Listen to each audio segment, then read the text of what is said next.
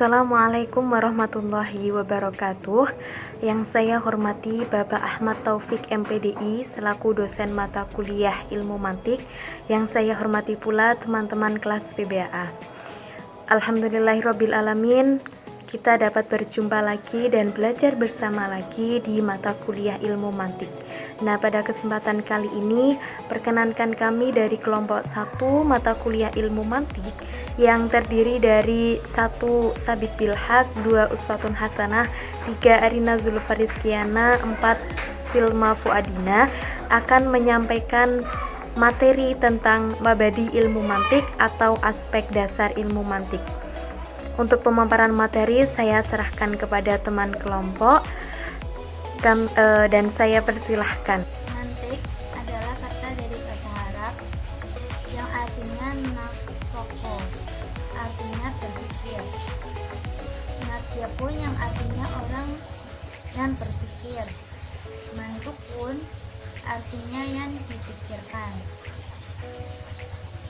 Manja pun yang artinya alat pikir.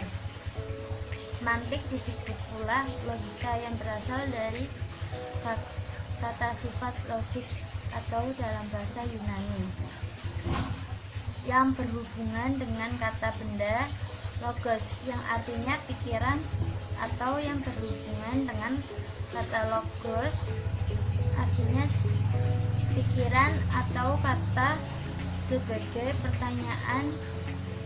pernyataan dari pikiran itu. Ilmu mantik ini berasal dari negara Yunani, yaitu negara penduduknya yang mendapatkan otak cerdas. Kecerdasan penduduk Yunani itulah yang barangkali telah menyebarkan dan menghasilkan macam-macam ilmu. Salah satunya ilmu logika atau ilmu mantik. Aristoteles sebagai guru ilmu mantik Yunani dan juga dikenal sebagai penyusun ilmu mantik. Keberhasilannya menyusun teknis, sistematis dan benar sekaligus hukum-hukumnya telah mengangkatnya jadi guru pertama logika di dunia sampai ke masa ini. Perkenalkan, nama saya Silma Fuadina, NIM 2220030, akan memaparkan materi tentang nama lain ilmu mantik dan takrif ilmu mantik. Nama lain ilmu mantik atau logika mempunyai banyak istilah. Al-Farabi dalam kitabnya Al-Awsat, Al-Qadir dengan pengukur akal atau mi'yar al-aql. Ibnu Sina menyebutnya dengan ilmu alat. Al-Ghazali menyebutnya dengan pengukur ilmu atau mi'yar al-ilim. Sahrawardi dalam kitabnya Hikmah al-Ishraq menyebutnya dengan istilah kaidah berpikir atau lawabit al-fikr. Al-Shirazi dalam kitab Al-Lam'atal Masyriqiyah menyebutnya dengan istilah ilmu timbangan atau al-mizan. Ilmu ukur atau al-qistas dan alat penemu al-idraki. Sementara banyak juga ulama yang menyebutnya mantik adalah cabang pemikiran dan ilmu tentang kaidah-kaidah mencari dalil. Al-Ghazali membagi pengetahuan filsafat dalam 6 bagian, yaitu 1. Al-Riyadiyah atau ilmu pasti, Al-Mintiqiyah atau logika, Al-Tabi'iyah ilmu kealaman, yang keempat Al-Ilahiyah atau teologi, yang kelima Al-Siyasah atau politik, yang keenam Al-Uquliyah atau etika. Pengertian takrif atau definisi. Takrif secara etimologi berarti pengertian atau batasan sesuatu.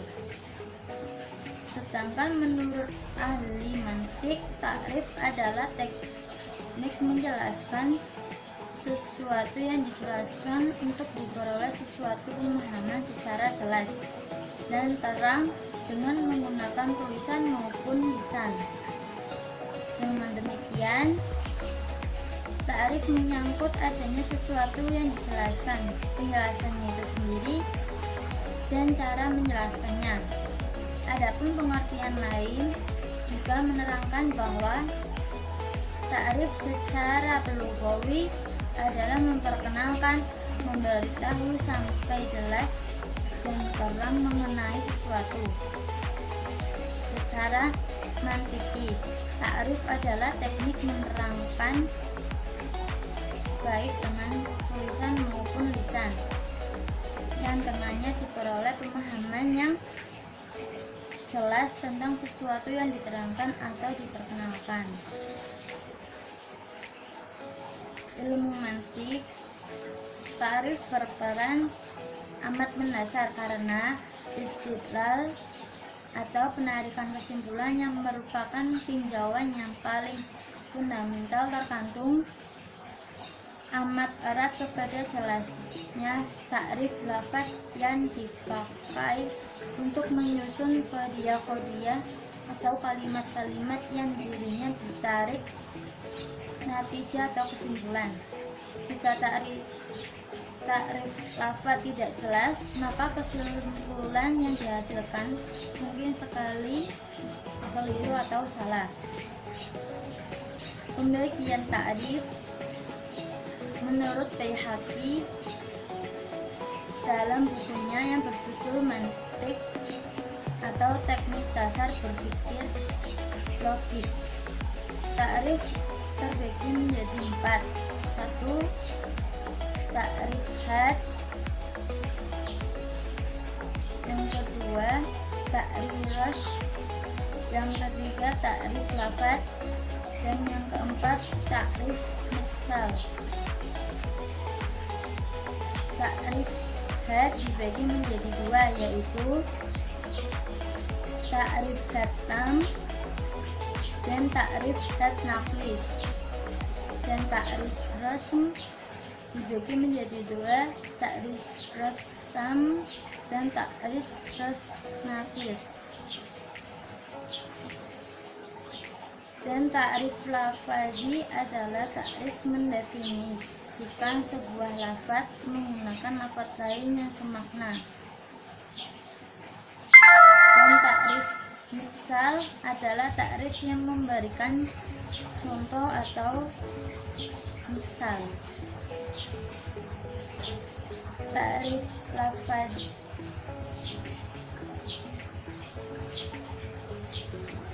takrif juga terbagi menjadi 4. Takrif lafazi, takrif tambihi, takrif isim atau takrif hadfi. Sekian dari saya. Materi selanjutnya akan dijelaskan oleh Mbak Uswatun Hasanah. Baik, perkenalkan, nama saya Uswatun Hasanah, NIM 22.00617, akan melanjutkan materi yang selanjutnya, yaitu tentang pokok bahasan ilmu mantik dan penyusun ilmu mantik. Yang pertama yaitu pokok bahasan ilmu mantik. Pada awalnya, organon Aristoteles diduga hanya terdiri dari kategoris, the interpretation, prior analysis, posterior analysis, topics, dan sophistics. Namun, jalan dengan tradisi Suryani yang dipengaruhi oleh pandangan anggota madhab Alexandrian, kemudian banyak logikawan Arab menganggap retoris dan plotis juga sebagai bagian dari logika. Kemudian menurut Al-Farabi, logika terdiri dari 8 bagian yang masing-masing membentuk sebuah buku. Kedelapan bagian itu antara lain yaitu: yang pertama, al-maqulah atau kategoris, yang memuat kaidah-kaidah yang mengatur hal-hal yang dapat dimengerti tinggal dan ungkapan-ungkapan yang menyatakannya. Kemudian yang kedua itu al-ibarah atau the interpretation yang berisi kaidah-kaidah yang mengatur apa yang disebut sebagai unit-unit sederhana. Yang ketiga yaitu al-qiyas atau silogis, yakni prior analitis, berisi kaidah-kaidah yang mengatur unsur-unsur umum silogisme dari setiap keahlian. Yang keempat itu al-burhan atau demonstration, yakni posterior analitis yang meliputi kaidah-kaidah yang mengatur diskursus demonstratif. Kemudian yang kelima yaitu al-mawardi al-jadaliyah atau topics, berisi kaidah-kaidah yang mengatur diskursus dialektis. Yang keenam yaitu al-hikmah al-muwawwahah atau sofistik, berisi kaidah-kaidah yang mengatur persoalan-persoalan hayalan dan perincian semua yang dapat dipergunakan dalam keahlian berhayal dan perincian semua persoalan yang melindungi dari falsifikasi. Kemudian yang ketujuh yaitu al-katabah atau retoris, memuat kaidah-kaidah yang mengatur diskursus retoris, berbagai macam diskurs dan pernyataan para ahli retorika untuk menentukan apakah pernyataan-pernyataan ini sesuai dengan kaidah-kaidah retoris atau tidak. Semua prinsip yang menjadi dasar keahlian ini juga disebutkan secara terperinci, seperti prosedur-prosedur untuk menyempurnakan keahlian ini dalam berbagai disiplin. Kemudian yang terakhir yaitu al-syi'ri atau poetis, meliputi kaidah-kaidah yang mengatur puisi, bermacam-macam diskursus puitis, perincian prinsip-prinsip yang menjadi dasar keahlian berpuisi, jenis-jenis keahlian ini, dan prinsip-prinsip yang membantu menyempurnakan keahlian ini. Sementara itu, Syams Inati menyimpulkan bahwa para logikawan Arab atau ahli mantik lainnya menganggap bagian-bagian dari logika ada 9, yaitu dengan menambahkan isaguji atau al-madkal atau eisagoge pada kedelapan bagian itu sebagai bagian pendahuluan atau bagian pertama. Seperti para ahli mantik umumnya, titik tujuh pemahaman logika Al-Ghazali adalah bagaimana agar seseorang dapat berpikir secara benar dan kemudian dengan itu ia dapat menghasilkan sebuah kesimpulan yang benar. Nah, selanjutnya yaitu ada tiga pokok bahasan dalam ilmu mantik, yaitu lafadz, qadriyah, dan istidlal. Yang pertama yaitu lafadz. Lafadz adalah satu nama yang diberikan pada huruf-huruf yang tersusun atau susunan beberapa huruf yang mengandung arti. Kalau dalam bahasa Indonesia disebut kata, seperti kata batu, kata kayu, air, dan lain-lain. Kata lafadz berasal dari bahasa Arab yang berarti kata dalam bahasa Indonesia. Yang kedua yaitu qadriyah. Qadriyah adalah kata-kata yang tersusun yang mempunyai makna atau arti. Jadi, dalam bahasa Indonesia disebut kalimat. Contoh, makanan itu enak, perjalanan ini melelahkan, urusan ini merepotkan, mahasiswa tidak mudah lulus. Suatu qadriyah bisa benar, bisa juga salah, atau bisa kebetulan benar, yakni ia dikatakan benar jika sesuai kenyataan dan dikatakan salah bila tidak sesuai dengan kenyataan. Sebagai catatan dengan ini, bahwa ada sebagian buku mantik memberi contoh dengan mengarahkan pada ayat-ayat Al-Quran hingga dinyatakan qadriyah yang benar. Yang demikian seharusnya sudah keluar dari konteks ilmu mantik atau logika, karena kebenaran Al-Quran itu soal keyakinan, sedangkan logika yang kita pelajari ini bidang logika mantik. Soal kebenaran Al-Quran kita buktikan di akhirat. Soal kebenaran logika bisa kita tes dalam aturan logika. Dan yang pokok bahasan terakhir yaitu istidlal. Istidlal adalah pindahnya pemikiran dari sesuatu yang diketahui pada sesuatu yang tidak diketahui, dengan menjadikan apa yang diketahui sebagai perantara bagi sesuatu yang tidak diketahui. Jadi, istidlal merupakan pembahasan yang sangat penting dalam ilmu mantik dan mempunyai tujuan utama, karena dengan istidlal kita akan mampu memindahkan pemikiran yang telah diketahui pada pemikiran yang tidak diketahui, sehingga dapat memperoleh sesuatu sesuai dengan yang diinginkan dan menemukan tujuannya. Yang selanjutnya yaitu penyusun ilmu mantik. Tokoh-tokoh logika atau ilmu mantik yang dicatat oleh para pakar antara lain yaitu yang pertama Abdullah ibnu al-Muqaffa, yang kedua yaitu Yaqub ibnu Ishaq al-Kindi, yang ketiga yaitu Ibnu Sina, yang keempat yaitu Abu Hamid Al-Ghazali, yang kelima yaitu Ibnu Rushdi Al-Qurtubi, yang keenam Abu Ali Al-Haisam, yang ketujuh Abu Abdillah Al-Khawarizmi, yang kedelapan Al-Tibrisi, yang kesembilan Ibnu Bajah, yang kesepuluh Al-Ismawi, dan yang terakhir yaitu Al-Samarqandi. Sekian pemaparan materi dari saya. Selanjutnya akan dipaparkan oleh saudari Arina Zulfaristiana. Terima kasih. Perkenalkan, nama saya Arina Zulfaristiana, NIM 2220020. Di sini saya akan menjelaskan hukum mempelajari ilmu mantik dan manfaatnya. Hukum mempelajari ilmu mantik. Ilmu mantik merupakan anak cabang daripada ilmu filsafat. Hukum mempelajari ilmu filsafat di kalangan ulama masih diperselisihkan. Ada yang mengharamkan, ada pula yang memperbolehkan. Oleh karena ilmu mantik itu lahir dari rahim filsafat, maka para ulama juga berselisih tentang hukum mempelajarinya. Setidaknya ada 3 pendapat yang menyatakan tentang hukum mempelajari ilmu mantik. Yang pertama, melarang atau mengharamkan. Pendapat ini diwakili oleh Imam Nawawi dan Ibnu Shalah. Yang kedua, memperbolehkan. Pendapat ini disampaikan oleh jumhur ulama. Salah satu di antara mereka adalah Hujjatul Islam Al-Imam Al-Ghazali. Bahkan ulama yang lebih dikenal sufi ini berkata, barang siapa yang tidak mempelajari ilmu mantik, maka keilmuannya itu tidak dapat dipertanggungjawabkan. Yang ketiga adalah tafsil, bagi yang mempunyai kecerdasan dan ia mengerti Al-Quran, Sunnah, maka hukumnya itu boleh. Sedangkan bagi orang yang tidak memenuhi prasyarat di atas, maka hukumnya itu tidak boleh. Akan tetapi, Imam Damanhuri dalam kitab Idhahul Mubhamnya memberikan catatan terkait 3 pendapat di atas. Menurutnya, perbedaan ulama tersebut apabila dalam kajian ilmu mantiknya bercampur dengan ilmu filsafat, seperti di kitab Tawali Baidawi. Artinya, apabila yang dipelajari murni kajian ilmu mantik, ulama sepakat dan sependapat bahwa hukumnya itu adalah boleh-boleh saja. Bahkan ada sebagian ulama yang berpendapat lebih ekstrim. Mereka menyatakan hukum mempelajari ilmu mantik itu adalah fardu kifayah jika akan digunakan untuk mengcounter ahlu bid'ah seperti Khawarij, Mu'tazilah, dan lain sebagainya. Selanjutnya adalah manfaat mempelajari ilmu mantik.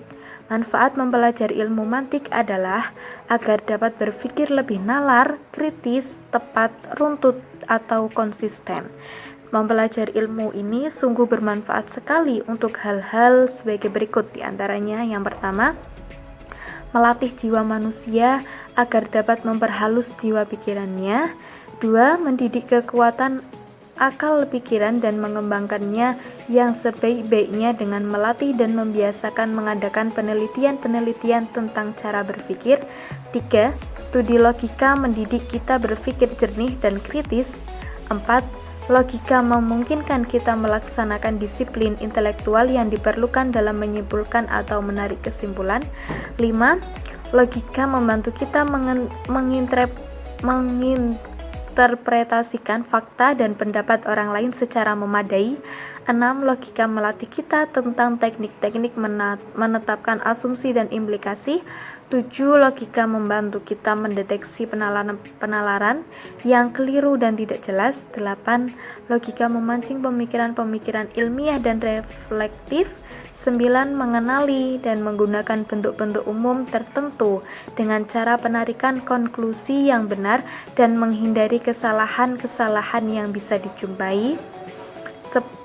Dapat memperpanjang rangkaian penalaran itu untuk menyelesaikan problem-problem yang lebih kompleks. Dan 11. Daya hayal semakin tinggi sehingga menjadi lebih kreatif. Nah, cukup sekian penjelasan dari saya. Selanjutnya akan dilanjutkan oleh pemateri selanjutnya. Assalamualaikum warahmatullahi wabarakatuh. Nama saya Syafiq Bilhaq, NIM 2220027.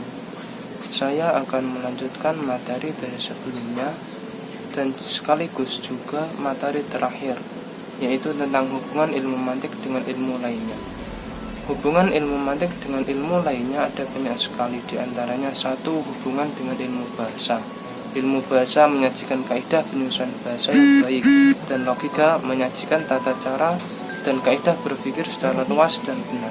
Oleh karena itu, keduanya saling mengisi. Yang kedua, hubungan dengan ilmu psikologi. Ilmu psikologi memberikan keterangan mengenai sejarah perkembangan berpikir, dan logika sebagai cabang filsafat bertujuan membimbing akal untuk berpikir bagaimana seharusnya. Oleh karena itu, keduanya saling berhubungan. Yang ketiga, hubungan dengan ilmu metafisika. Logika berfungsi untuk menyelidiki hal-hal ada dan mungkin ada dengan ilmu metafisika. Maka logika mempunyai fungsi untuk menyelidiki tentang pengertian kebenaran yang ada di balik alam semesta. Yang keempat, hubungan dengan epistemologi atau dasar pengetahuan. Hubungan logika dengan epistemologi adalah sama-sama dari cabang besar filsafat, yaitu teori pengetahuan. Yang kelima, hubungan logika dan ilmu agama. Logika memberikan kepada kita cara berpikir yang benar, dan logika juga memiliki peran yang sangat penting dengan perkembangan ilmu pengetahuan. Sedangkan agama memberikan cinta, harapan, dan kehangatan. Agama juga bisa membawa pada revolusi spiritual. Ilmu logika dengan ilmu lainnya bisa dilihat dari segi objek bahasanya yang universal, yaitu tasawuf dan tasbih. Sebab setiap disiplin ilmu berisikan tasawuf dan tasbih. Jadi kesimpulannya bahwa ilmu mantik atau bisa juga disebut ilmu logika, yaitu ilmu yang membahas tentang tata aturan berpikir yang benar berkenaan dengan objek berpikir untuk menemukan pemikiran yang logis dan menjaga dari kesalahan dalam berpikir. Sekian dari saya, selanjutnya saya serahkan lagi kepada moderator. Alhamdulillahirrabbilalamin, pemaparan materi dari kelompok kami telah usai. Kami ucapkan terima kasih dan mohon maaf apabila masih banyak kekurangan dalam penyampaian materi. Usikum binafsi bitaqwallah. Wassalamualaikum warahmatullahi wabarakatuh.